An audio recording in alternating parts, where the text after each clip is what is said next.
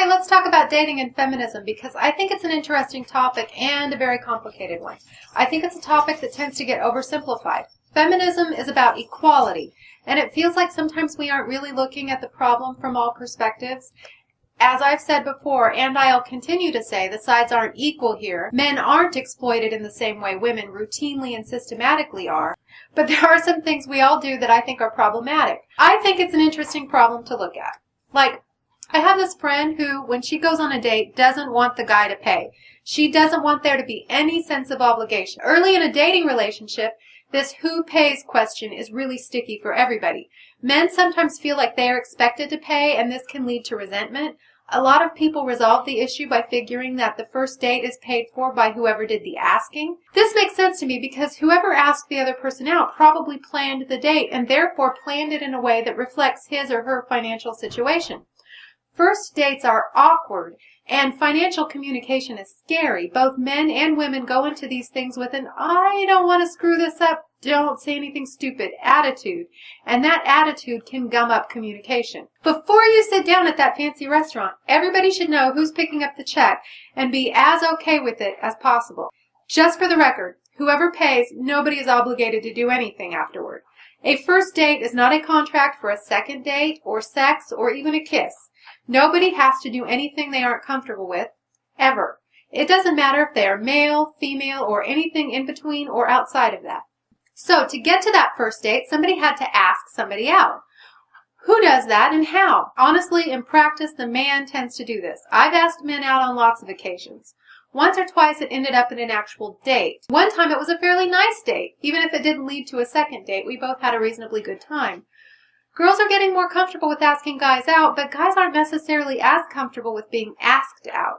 My thinking here is that if the guy is uncomfortable with you being that forward, and you are a person that is outgoing and forward, then he's probably not a guy you should be going out with anyway. Either way, the asking should be done in a non-confrontational way, and there shouldn't be a lot of pressure put on the other person to say yes.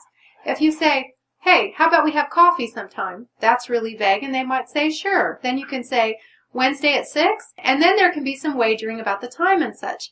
If they say sure and then seem to be really, really busy, that's probably rejection. The best way to handle rejection? Take a deep breath, move on, and ask somebody else when you're ready. Nobody is obligated to go out with you, ever. Male, female, or otherwise. They can say no, and when they say no, try not to make every conversation you ever have with them after that the most awkward conversation you ever had.